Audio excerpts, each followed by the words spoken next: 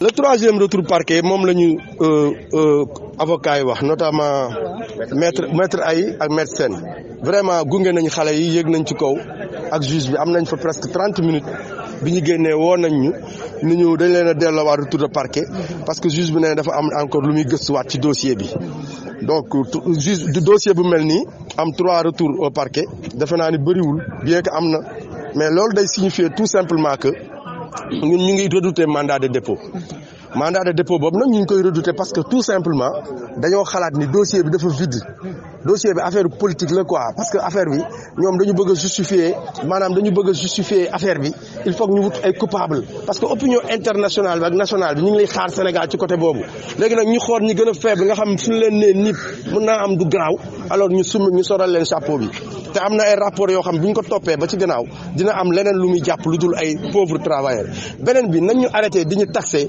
dañuy empêcher justice bi mu def son travail association des consommateurs yi ñoom am na lu leen doy diwlin bi ceeb bi saabu suukar mi ngi nii kenn yoru ko ñoom fu leen gis association consommateurs ñun bi ñuy yuuxu Tivaouane ñoom fu ñu nekkoon ñoom est-ce que mos nañ fa teg seen tànk pourtant santé ci consommateurs yi lañ bokk parce que prodiguer des soins de qualité consommateur la parce que consommation la santé donc ñoom lu sax musuñ ñëw Tivaouane laaj ñu moment yi ñuy wax ni Tivaouane hôpital bi baaxul ñoom gisuñu leen woon tey ñu taxaw fii bëgg a récupérer affaire bi politiquement parce que amul lu ñu def xam la wax ñu bëgg a profiter nag di sànni xeer syndicalistes naan ils sont irresponsables Abdou Mbaye surtout moom nga xamante ni moom moo jëloon ndàcc ci élection yi moom amul dara lu muy wax moom dañ koo dàq ancien premier ministre moom mu ñuy tax c'est irresponsable alors que moom Abdou Mbaye si boppam musul teg tànkam Tivaouane ñu ngi remercier nag Malick Gakou may nañu don bu am solo ñu ngi remercier Aïda Mbodj ak Khalifa Sall Mimi Touré même président Macky Sall recevoir nañ ñi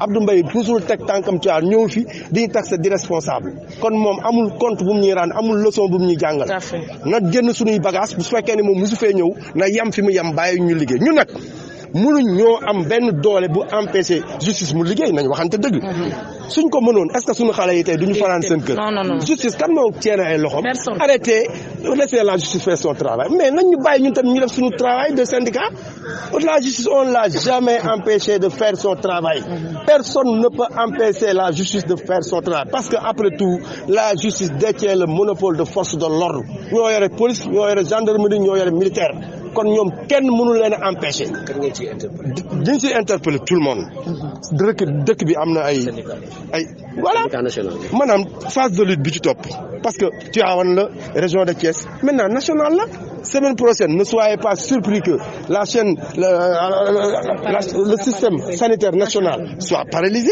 et que les autres hôpitaux jël relais bi parce que loolu rek moo fi sës ñun nag ci li ñuy liggéeyee la ñuy grévé xam nga ñun mënuñu couper ndox mënuñu couper courant mënuñu couper ci li ñuy liggéey ci la ñuy grève moyen de grève xam nga enseignant yi bu ñuy grève xale yi duñ jàng Sénégal bu ñuy grève courant bi day am problème mais ñun parce que ñun est-ce que ñun mën nañoo grève dem di couper ndox wala courant kon ci li ñuy grève liggéey bi la ñuy arrêté nii nag tant que suñu xale yu ndaw yi nga xamante ils sont innocents musuñu dugg police lu légaliser seen këyit heure bu ñu duggee police dañuy légaliser nañ xool seen casier ji dafa vierge ñu góorgóorlu ba nekk ay infirmier ki sage-femme ñu leen di décourager di leen jàpp di leen tëj di leen malmené comme des criminels alors qu'ils n'ont rien fait loolu mooy problème bi voilà am na ay yeneen détails yoo xam mën nañ ko dugg voilà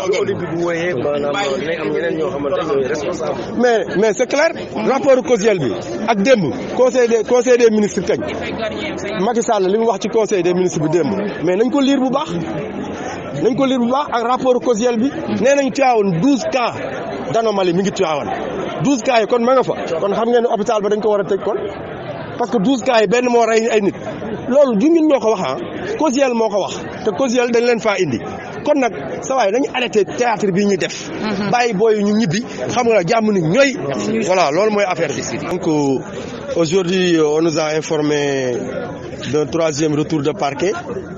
On vient de sortir d'une grande discussion avec les avocats qui ont été là-bas, notamment Maître Ayou et Maître Sène.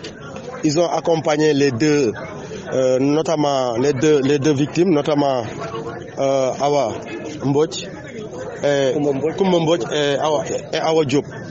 Alors on les a vus accompagnés de l'avocat. Ils ont fait une trentaine de minutes avec le juge qui a saisi le dossier. Ils nous ont notifié un troisième retour à parquet. Les avocats nous ont demandé que le juge est en train encore de creuser pour compléter certaines informations, pour continuer le travail. Mais nous, ça c'est des termes purement juridiques. Nous sommes des syndicalistes et nous donnons le volet juridique aux avocats. Ce qui nous importe et ce qui est aujourd'hui à déplorer, nous sentons qu'il y a la main de l'État dans cette affaire. Parce qu'aujourd'hui, on sent très bien que c'est un dossier vide qui a reçu 3 retours de parquet. C'est parce qu'il n'y a rien dans ce dossier. Sinon, essayer de satisfaire l'opinion à travers des arrêts, à travers des inculpations, pour que l'opinion qui est assoiffée d'informations pour chercher des coupables, on les retrouve uniquement et unilatéralement sur les blouses blanches les plus naïves, les plus innocentes. J'en reviens pour lancer une réponse à ces consommateurs qui n'ont rien compris. Je pense qu'ils ont dit pain sur la planche. Le pain a augmenté. Le riz a augmenté. Ils n'ont qu'à nous laisser faire notre travail. Je n'ai jamais vu une association de consommation à Tivaouane. Et pourtant, nous avons toujours averti des problèmes de l'hôpital. Aussi bien SOS et Ascosen, ils n'ont jamais été à Tivaouane. Aujourd'hui, ils entrent dans nos surfaces de réparation pour dénigrer. M. Abdoumbaye, le malheureux politicien qui a été défenestré par Macky Sall, il est le dernier policier à ne pas venir à Tivaouane. Nous remercions Malik Gakou, Aïda Mbodj, Khalifa Sall, Mimi Touré. Ils sont venus à Tivaouane, ils ont donné des dons. Même le président Macky Sall a reçu les familles. Mais M. Abdoumbaye, il est dans son salon climatisé, il se permet de nous taxer d'irresponsables. Alors qu'il est le dernier des politiciens, il n'a même pas 0,5% de l'électorat. Il n'a jamais mis les pieds à Tivaouane. Nous n'avons pas de leçons à recevoir des conseillers et de M. Abdoumbaye, ce tocard de politicien qui nous taxe d'irresponsables. Pour revenir sur le dossier. Vous ne craignez pas un mandat de dépôt? Oui, nous le craignons. Nous le craignons. Et en conséquence, c'est la raison pour laquelle nous allons prendre toutes nos responsabilités pour corser la lutte. Parce que nous, on n'a que notre travail pour faire notre lutte. On ne peut pas couper l'électricité, on ne peut pas couper l'eau, on ne peut pas faire des grèves d'enseignants. Mais chacun fait une grève dans le cadre de son travail. Pourquoi eux, ils nous taxent de gens irresponsables alors quand les enseignants font une grève, ils ne le taxent pas. Mais donc nous allons arrêter le travail. On va paralyser le système. C'est ça notre moyen. Nous n'avons que ces moyens. On n'influence pas la justice. La raison. Avons-nous les moyens d'influencer ou d'arrêter?